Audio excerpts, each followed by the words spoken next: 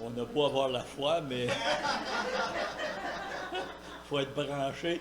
C'est pareil, hein? On n'a pas à avoir la foi, mais il faut que la foi soit branchée sur le Seigneur. Et voilà. Ça va mieux comme ça. Gloire à Dieu. Alléluia. Jésus est Seigneur. Est-ce qu'il est votre Seigneur? Amen. Alléluia. On va commencer avec une gorgée d'eau.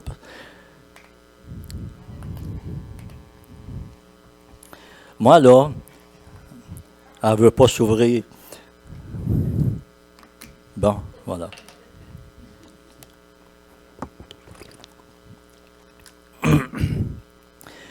En vieillissant, là, je suis rendu que je suis obligé de prendre une gorgée d'eau. Moi, j'étais comme un chameau. Je buvais avant, puis après ça, je pouvais être longtemps sans boire, mais on dirait que là, c'est les piquements de gorge qui viennent, hein? Et, mais, gloire à Dieu. Malgré tout, on glorifie le Seigneur, puis on passe au travers. Jésus est Seigneur. Voilà un titre, en tout cas. On aime ça donner un titre au message. Hier, mon épouse me demandait c'est quoi ton titre pour demain? Ben là, j'ai mis Jésus est Seigneur, mais j'ai dit peut-être qu'en cours de route, je vais changer de titre. Vous savez, le titre, ça vient de moi. Mais l'important, c'est ce que la parole nous dit. Alors, vous pourrez mettre le titre que vous voulez. L'important, c'est ce que le Seigneur dit. Et ce matin, il y a trois choses que je veux parler en particulier sur le Seigneur, sur ses promesses et sur notre espérance. Trois choses. Et je trouve ça intéressant parce que quand je suis arrivé, ce matin, et Bertrand, il est en train de jouer afin tout genou fléchira. Et c'est le verset ce matin, Philippiens 2, verset 10, afin qu'au nom de Jésus, tout genou fléchisse dans les cieux, sur la terre et sous la terre, et que toute langue confesse que Jésus-Christ est Seigneur à la gloire de Dieu le Père. Et ce texte dans Philippiens, si on lit les versets avant, ça nous parle comment Jésus n'a pas regardé comme une proie arrachée d'être égal avec Dieu, ou égal de Dieu, mais il s'est dépouillé lui-même en prenant une forme de serviteur. Hein, il s'est abaissé lui-même, il s'est humilié. Et puis là, quelques versets, puis là, ça dit, finalement, Dieu lui a donné un nom qui est au-dessus de tout nom, afin qu'au nom de Jésus, tout genou fléchisse. Alors, Dieu lui a donné un nom. Vous savez, le nom, ça aurait pu être Joseph, si on a Jésus, mais ce nom-là, ça a une signification particulière, ça veut dire comme sauveur. Hein? Et alors, mais le nom que Dieu donne, qui nous donne, c'est ça qui est important. Et juste une petite parenthèse, la Bible nous dit qu'il y a un nom nouveau qui nous attend quand on va être dans la présence de Dieu. Un nom nouveau. Hein? Un nom au-dessus de tout nom, afin qu'au nom de Jésus, tout genou fléchisse dans les cieux, sur la terre et sous la terre, et que toute langue confesse que Jésus-Christ est Seigneur. Jésus-Christ est Seigneur. De là le titre du message, hein? Jésus est Seigneur. Mais est-ce qu'il est mon Seigneur? Vous savez, c'est beau de dire le Seigneur, c'est facile d'avoir ça dans la bouche. Hein? Mais est-ce qu'il est véritablement mon Seigneur? C'est-à-dire, est-ce que je me prosterne devant lui? Est-ce que je l'honore? Est-ce que je suis à son service? Et c'est là ce qu'on veut surtout. Hein. On va lire dans Actes. Et vous savez, ce matin, c'est un petit peu une suite de Pâques. Et moi, j'ai donné, un dimanche, j'avais donné un message sur la Pâque des Juifs, la Pâque dans l'Ancien Testament, la sortie du pays d'Égypte. Et j'ai aussi donné un message sur notre Pâque que nous célébrons en tant que chrétiens, qui est la résurrection du Seigneur Jésus. J'avais parlé de ses souffrances, mais c'est une suite. Ça, c'est l'enlèvement de Jésus, si on veut. C'est une période particulière, ça, qu'on a dans les évangiles, au début des Actes des Apôtres. Alors, Acte 1, verset 1, Théophile, on ne connaît pas ce personnage-là, entre autres. Hein. On ne sait pas qui ce que c'est. Alors, demandez-moi pas la question, c'est qui ce Théophile? On n'a pas d'autres détails. C'est un petit peu comme, vous vous rappelez, le dimanche, j'avais parlé de Joseph d'Arimathée. Bon, on a appris un petit peu sur lui, mais avant ça, on ne le connaissait pas. Mais Théophile, on le connaît là, juste son nom. J'ai parlé, mais ce qu'on peut voir, c'est que et en passant, les Actes des Apôtres, ça a été écrit par Luc. Hein? Et c'est un peu pareil, il dit, Théophile, j'ai parlé dans mon premier livre. Et son premier livre, c'était Luc.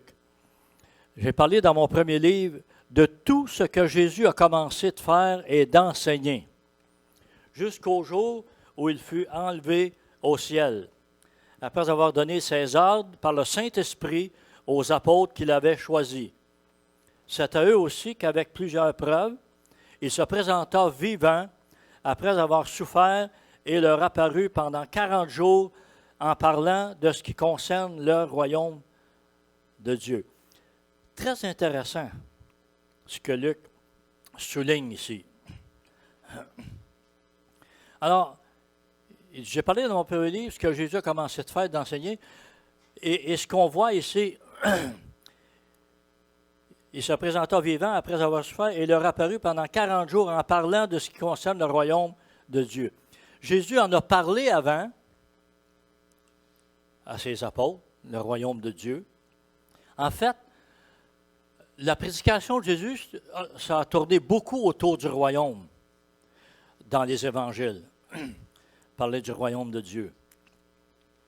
Et pendant les 40 jours, il a continué à parler de ça, mais là, c'est comme, il a mis plus l'emphase là-dessus. Jusqu'au jour où il fut enlevé après avoir donné ses ordres par le Saint-Esprit aux apôtres qu'il avait choisis. C'est intéressant de voir ce que pasteur Donald a dit ce matin, qui disait, donner un cours de français, hein? C'est un commandement avec des EZ et puis tout ça, là. Hein? Et ce qu'on voit au verset 2, là, c'est que après avoir donné ses ordres, il a donné des commandements. Alors, n'allons pas croire que n'importe qui d'entre nous, on peut faire ça comme on veut, puis ça marche avec Dieu. Je m'excuse, là. Le Seigneur, il nous donne des commandements. C'est des commandements. Ce n'est pas des suggestions. Ce sont des commandements. Il faut vivre, il dit, de rechercher la sainteté sans laquelle personne ne verra Dieu.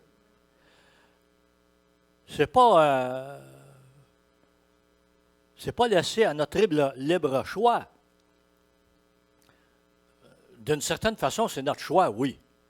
Mais si on veut voir le Seigneur, il faut rechercher la sanctification. Il faut devenir saint. Saint, ce n'est pas une image sur le mur, ça. Non. La religion nous a beaucoup présenté des saints comme ça, avec une image. Puis, saint, c'est nous qui vivons.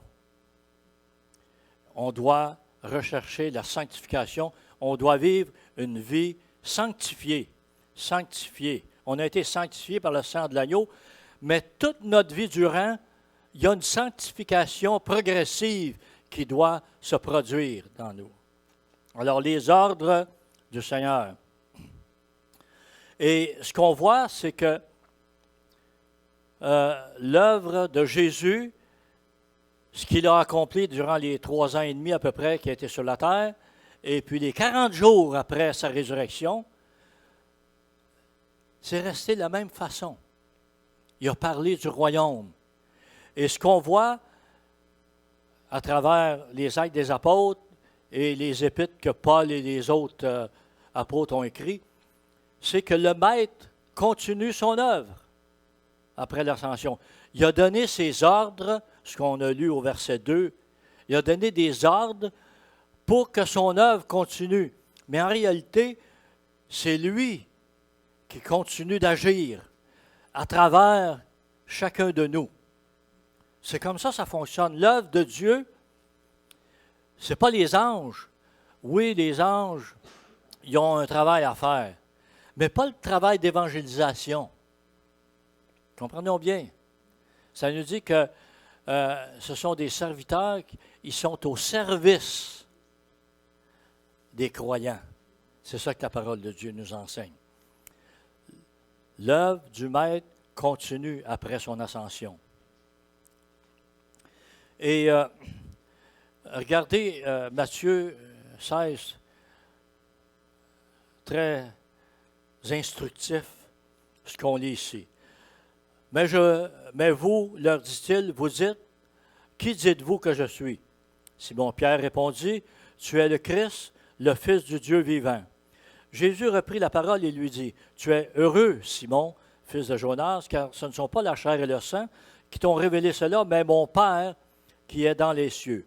Et moi, je te dis que tu es Pierre, et que sur cette pierre, je bâtirai mon Église, et que les portes du séjour des morts ne prévaudront pas contre elle. Alors, je te dis que tu es Pierre, et que sur cette pierre, c'est quoi la pierre? On sait que la pierre, c'est Christ. Hein? Sur cette pierre, il fait allusion à cette déclaration que Pierre vient de faire. Qu'est-ce que Pierre vient de déclarer? Tu es le Christ, le Fils du Dieu vivant. Alors, sur cette pierre, je bâtirai mon Église. La pierre, c'est quoi? Tu es le Christ, le Fils du Dieu vivant. Parce que c'est lui, Christ, la pierre de l'angle, le rocher. C'est lui, Christ. Je bâtirai mon Église. Non seulement il est le fondement, bien, il y a le fondement des apôtres. D'ailleurs, on a un texte qui nous parle du fondement des apôtres, mais la pierre angulaire, vraiment le fond solide, c'est Christ, le rocher. Mais non seulement ça, mais il dit, c'est moi qui va bâtir. Alors, l'apôtre Pierre, il dit dans son épître, vous-même, comme des pierres vivantes, édifiez-vous pour former une maison. Hein? Mais c'est qui bâtit? C'est Christ. Il sert de quoi pour bâtir? De nous. C'est nous les pierres. Alors, laissez-le vous placer à la place qu'il veut dans la bâtisse. C'est intéressant, ces analogies qu'on a dans les Écritures. C'est très intéressant parce que ça nous montre, c'est pas nous qui mènent, il y a des ordres qui viennent du Seigneur, mais les ordres que le Seigneur donne, il est là pour nous aider à les accomplir. C'est lui qui bâtit. C'est lui le constructeur. Vous savez, quand on bâtit une maison, il y a plusieurs ouvriers, mais dans la construction de la maison de Dieu, il y en a un. C'est Christ. C'est pas moi qui construis. Moi, je suis juste une pierre et je dois accepter d'être là. Et en étant là, je fais partie du restant de la construction de l'Église et qui permet à d'autres pierres de venir former la maison. C'est juste ça, là. C'est lui qui construit l'Église. Une maison solide. Je bâtirai mon Église. 1 Corinthiens 3, 7. Ainsi, ce n'est pas celui qui plante, mais qui est quelque chose, ni celui qui arrose, mais Dieu qui fait croître. Voyez-vous encore une autre analogie qui nous fait comprendre que le plant, là, la graine, là, elle n'est rien. Elle n'est rien si elle ne tombe en terre et ne meurt, mais elle n'est rien si le Seigneur ne la fait pas pousser. C'est comme ça. Et nous-mêmes, dans notre vie chrétienne, quand on accepte le Seigneur Jésus, vous savez, on dit « Ah, c'est facile d'être sauvé. » Ben oui, on fait une prière, puis on se repent de nos péchés, puis on accepte Jésus comme sauveur. C'est très simple. Mais le processus qu'on ne voit pas, on ne le voit pas. Pareil comme la petite graine commentaire, on ne le voit pas. Mais il y a de la vie et c'est tous les éléments de la terre, de la vie que Dieu a créée, qui fait que cette semence va pousser.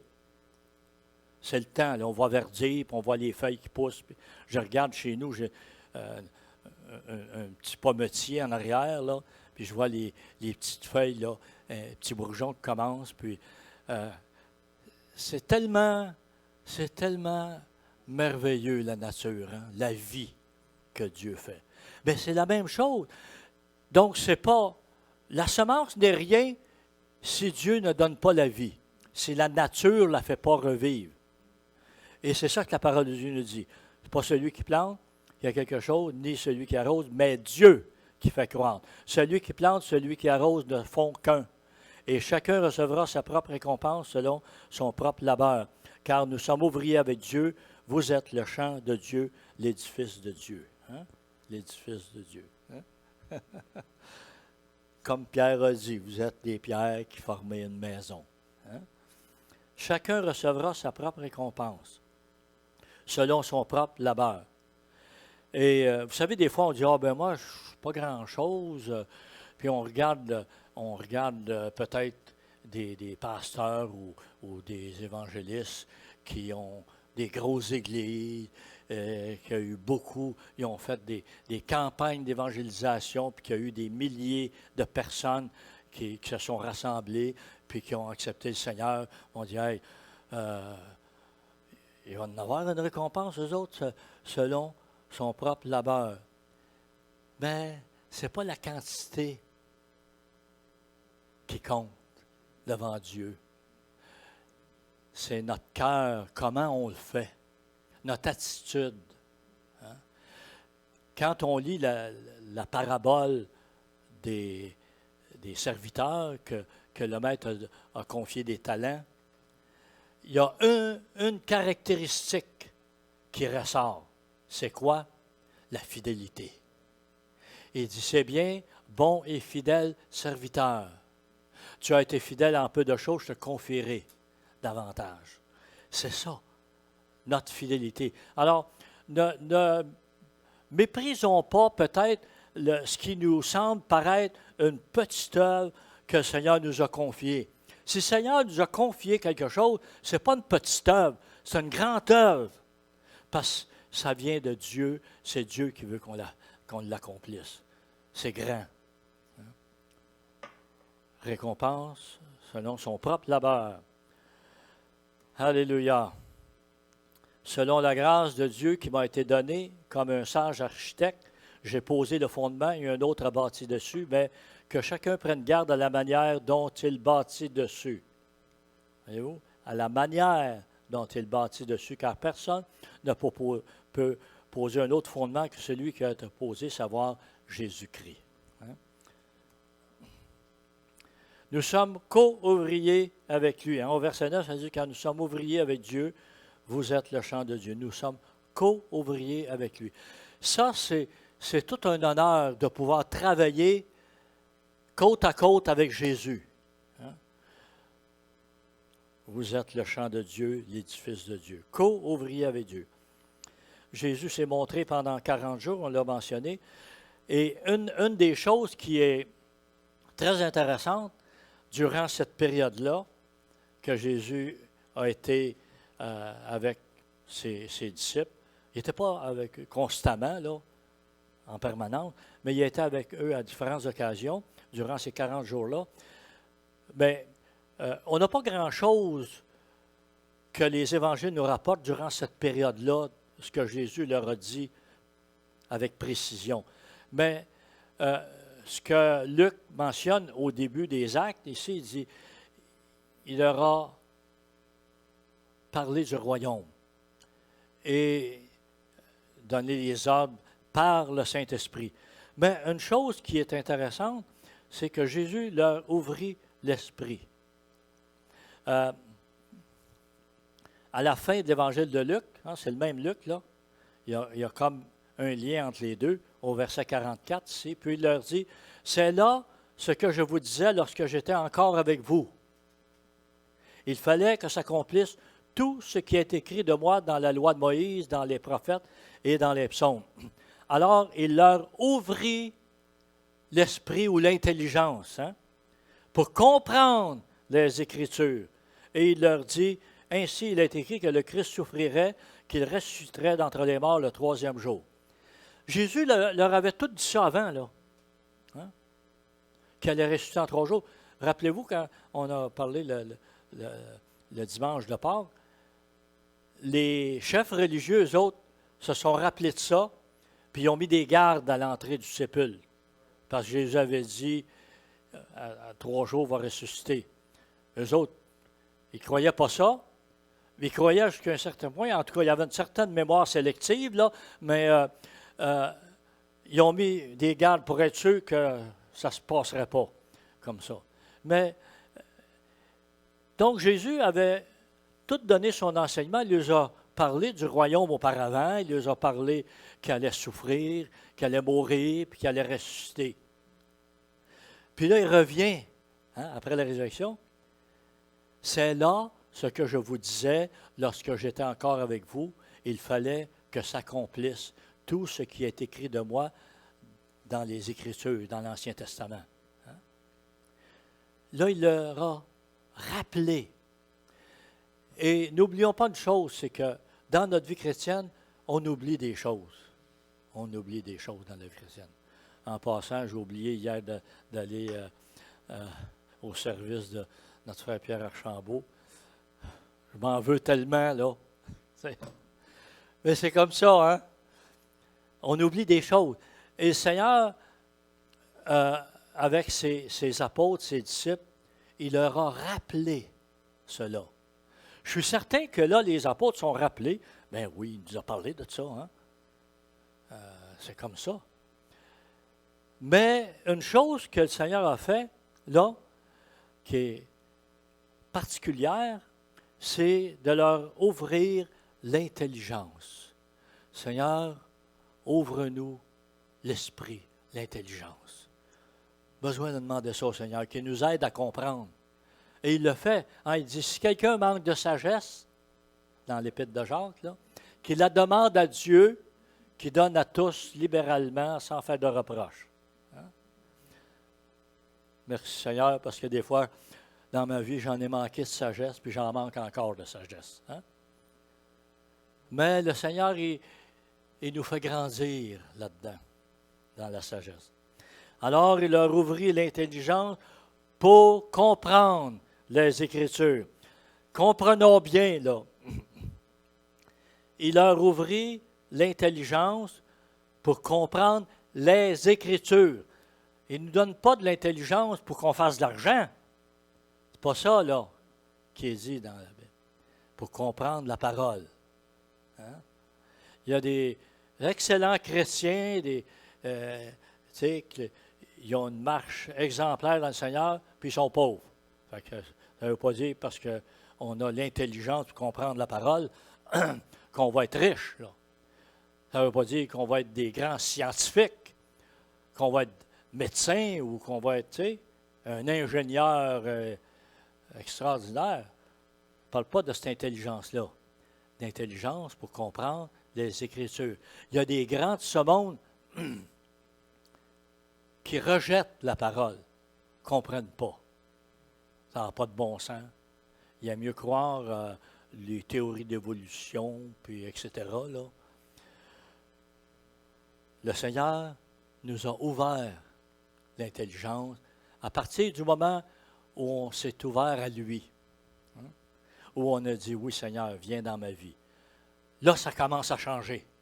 Ça commence vraiment à changer. On continue dans Luc.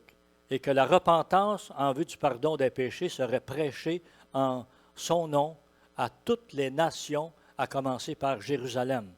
Vous en êtes témoins, et voici, j'enverrai sur vous ce que mon Père a promis, mais vous restez dans la ville jusqu'à ce que vous soyez revêtus de la puissance d'en haut. Alors, la promesse.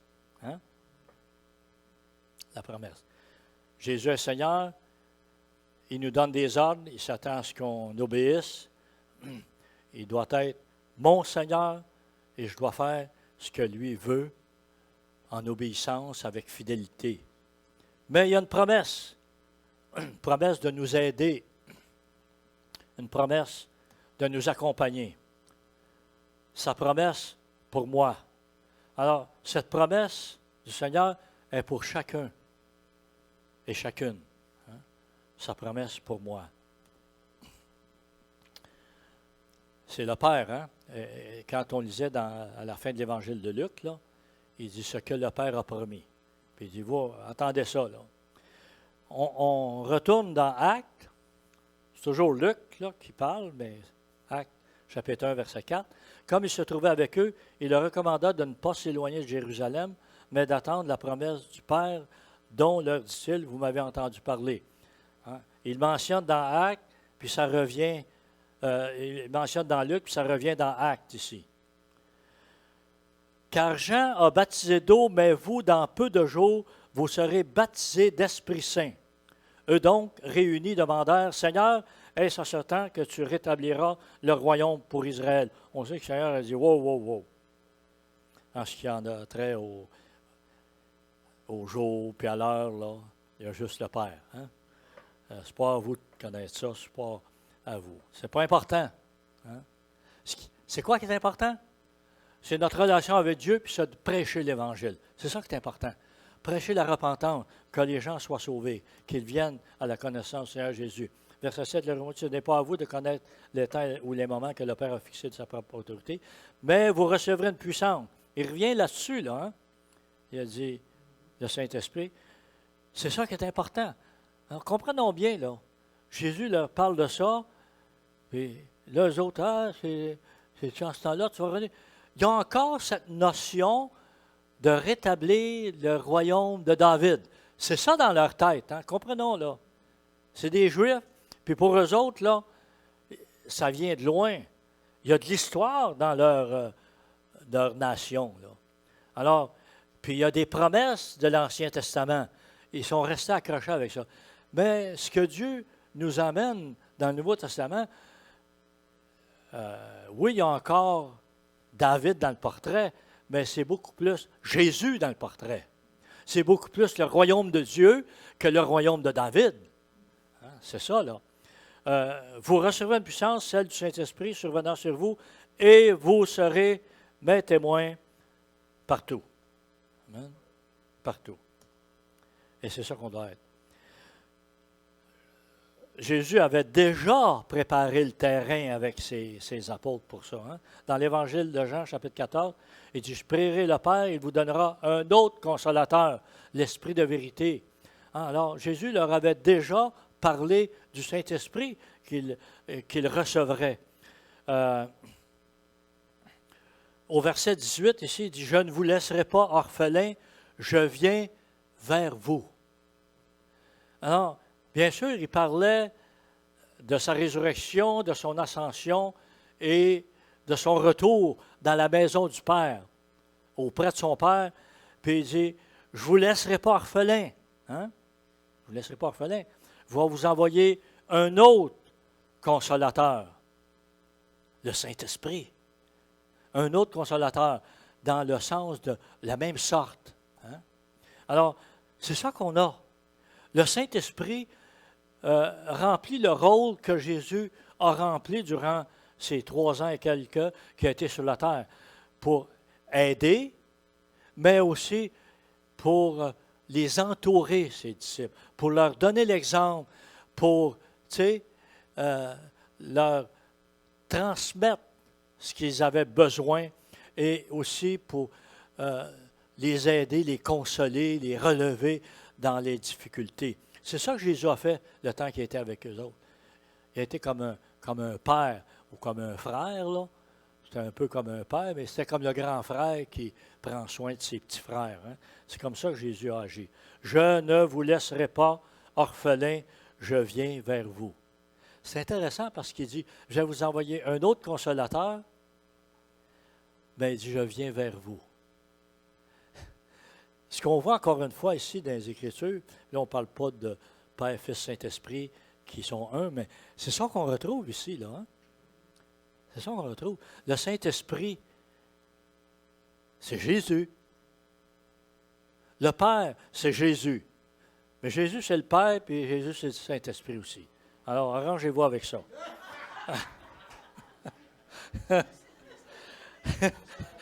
C'est le mieux que je peux vous dire.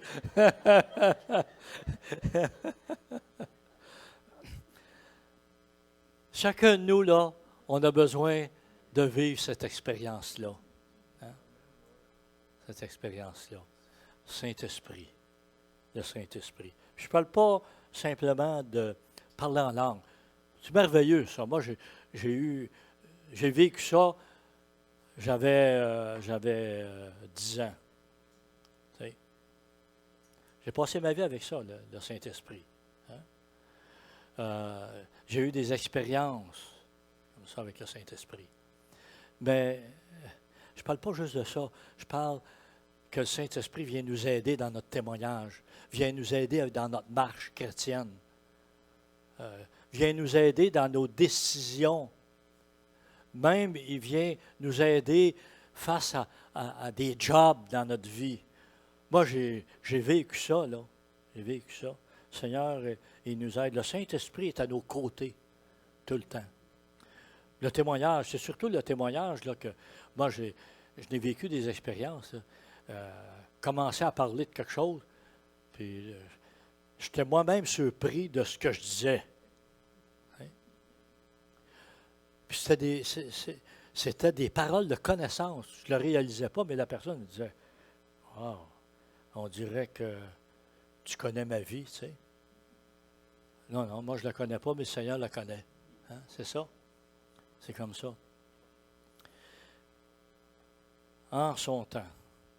Pour ce qui est du jour et de l'heure, personne ne les connaît, ni les anges des cieux, ni le Fils, mais le Père seul. Alors, les expériences dans notre vie, tu vois, il y a des personnes qui ont vécu ça, les premières journées qui ont été sauvées, ils ont vécu certaines expériences, puis il y en a d'autres, ça prend du temps. Moi, j'étais jeune, j'ai reçu ça facilement. On est simple quand on est enfant, puis à un moment donné, aussitôt que le touche du Seigneur, mon père, je me rappelle, mon père, ça a pris 10 ans pour qu'il soit baptisé du Saint-Esprit. Il était découragé par bout. Mais à un moment donné, c'est arrivé, là. Mais c'est dans le temps du Seigneur. C'est comme le Seigneur, dans certains cas, il a besoin de former un petit peu avant. Rempli de la puissance de l'Esprit pour la tâche. C'est ça. L'objectif primaire, c'est d'accomplir l'œuvre que Dieu a préparée d'avance. Dernier point qu'on a, c'est mon espérance. Hein? Une espérance vivante. Et on revient à notre texte dans Actes, verset 9, ici. Après avoir dit cela, il fut enlevé pendant qu'il le regardait, et une nuée le déroba à leurs yeux. Et comme ils avaient les regards fixés vers le ciel pendant qu'ils s'en allaient, voici que 2 hommes en vêtements blancs se présentèrent à eux et dirent, « Vous, Galiléens, pourquoi vous arrêtez-vous à regarder au ciel? Ce Jésus qui a été enlevé au ciel du milieu de vous reviendra de la même manière dont vous l'avez vu aller au ciel. » Reviendra de la même manière. Il dit qu'il vient sur les nuées du ciel. Hein? C'est ça ailleurs qu'on retrouve. On doit réaliser l'importance de l'ascension de Jésus. Pour eux autres, c'est une preuve. Une preuve de tout ce que Jésus leur avait enseigné auparavant. Tu sais, Jésus, quand il disait « Moi et le Père, nous sommes un », là, ils n'ont pas compris ça. C'est pour ça, quand on disait tout à l'heure, il leur ouvrit l'intelligence ou l'esprit. Il y a beaucoup de choses qui ont commencé à saisir de ce que Jésus leur avait dit avant. Et l'ascension de Jésus, c'est une preuve de tout ça. Tu sais, wow, regarde-les, là, il s'en va vers son Père. Parce que c'est ça que Jésus leur avait annoncé, qu'il s'en allait vers son Père. Hein? Ils n'avaient pas compris. Ou ils l'avaient entendu, comme nous autres, des fois, on entend des choses, mais on ne saisit pas le sens profond. Alors, mais là, il avait dit qu'il allait retourner au Père, et ils le voient devant leurs yeux monter comme ça. Il n'y avait pas de fusée, il n'y avait pas d'avion, il n'y avait pas d'hélicoptère, là. Hein? Il est monté, comme ça. Alors, là, ce qu'il nous avait dit, s'en va vers son Père, c'est vraiment ça, là. Hein? C'est vraiment ça. C'est important, l'ascension, pour que le Saint-Esprit vienne vers nous. Parce que fallait qu'il retourne vers Dieu pour qu'il nous envoie le Saint-Esprit. Hein? Rappelez-vous, il dit, je vous enverrai ce que le Père vous a promis. Hein? L'autre chose qui est importante, c'est pour nous préparer une place. Une autre chose qui est importante, puis les versets qui sont là, on va les lire rapidement après, pour présenter son sang. On va le voir dans le verset. Et l'autre chose qui est très importante de l'ascension de Jésus, c'est son intercession pour nous. Hein. On en a besoin.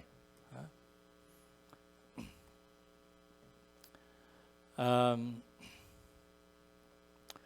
Jean 16, 7, il dit, cependant, je vous le dis, il est avantageux pour vous que je parte, car si je ne pars pas, le Consolateur ne viendra pas vers vous. Mais si je m'en vais, je vous l'enverrai. Pourquoi c'est important qu'il y ait le Consolateur? Parce que Jésus, quand il était sur la terre, il agissait juste où il était. Tandis que le Saint-Esprit qui vient en nous, il agit partout où nous sommes. Alors, si on est, je n'ai pas compté ce matin, si on est 15 là, puis on est à 15 places différentes, ben c'est comme si Jésus était à 15 places différentes. C'est ça, là. Croyons-le. Parce que nous représentons Jésus. Le Saint-Esprit est en nous. Alors voilà. Pour nous préparer une place, il y a beaucoup de demeures dans la maison de mon Père, sinon je vous l'aurais dit, car je vais vous préparer une place. Hein? Alors, il fallait qu'il parte pour aller nous préparer une place. Croyez-vous que le Seigneur est en train de vous préparer une place? Moi, je crois à ça, moi. Puis la Bible dit que c'est lui qui bâtit la maison. Alors, j'imagine que c'est lui qui bâtit la maison en haut aussi, là. Il a bâti en bas, nous étant des pierres, mais il bâtit une place pour nous, là. Je ne sais pas si, quand il dit une demeure, si c'est un appartement dans le royaume, dans le château de Dieu. Mais en tout cas, je suis certain que ça va être une belle place. Hein? Ça va être une belle place. Pour présenter son sang, Hébreux 7, 24. Car Christ n'est pas entré dans un sanctuaire fait par la main de l'homme et imitation du véritable, mais dans le ciel même, afin de se présenter maintenant pour nous devant la face de Dieu. Et dans ce chapitre-là, c'est là qu'il parle qu'il y a celui-là, puis le chapitre 7, qu'il a un sacerdoce qui n'est pas transmissible. C'est le grand sacrificateur, le souverain sacrificateur. Et donc, il vient comme l'agneau Mais comme le sacrificateur, c'est un petit peu spécial, hein? L'agneau qui se présente lui-même, mais le sacrificateur qui s'offre lui-même. Parce que Jésus, c'est le souverain sacrificateur, mais c'est en même temps, c'est l'agneau. Il présente son sang. Hein? C'est ça qu'il a fait. Hein? Et le verset 25, on continue. Il n'y a pas entré afin de s'offrir plusieurs fois, mais comme le souverain sacrificateur entre chaque année dans le sanctuaire avec du sang étranger. Car alors le Christ aurait dû s'offrir plusieurs fois depuis la fondation du monde. Mais maintenant, à la fin des siècles, il a paru une seule fois pour abolir le péché par son sacrifice. Et comme il est réservé aux hommes de mourir une seule fois, après quoi vient le jugement. De même aussi le Christ qui s'est offert une seule fois pour porter les péchés d'un grand nombre apparaîtra une seconde fois sans qu'il soit question du péché pour ceux qui l'attendent en vue de leur salut. Alors, c'est important que Jésus remonte au ciel comme le sacrifice de Jésus a été comme répété symboliquement dans le ciel. C'est spécial. Hein? Je ne comprends pas tout ça, là. Les raisons, les particularités, un jour on le saura, sans doute. Mais c'est ça que la parole de Dieu nous dit. Alors c'est important, l'ascension de Jésus. Hein? Mais ce qui est très intéressant pour nous, c'est qu'apparaîtra une seconde fois, hein, pour ceux qui l'attendent. Alors, il y a une chose importante. Ce n'est pas de savoir la date, mais c'est de l'attendre. Hein? J'aimerais ça, savoir la date. J'imagine que chacun de nous, on aimerait ça. Mais il dit, cassez-vous pas la tête, je ne vous le dirai pas. Hein? Mais l'important, c'est de l'attendre. C'est ça qui est important. Alléluia. Et l'autre chose, c'est d'intercéder en notre faveur. 1 Timothée 2,5, vous pourrez le lire à la maison. Hébreux 7,25. C'est pour cela aussi qu'il peut sauver parfaitement ceux qui s'approchent de Dieu par lui, étant toujours vivant pour intercéder en leur faveur. Amen. Jésus revient bientôt. Hein? On croit ça?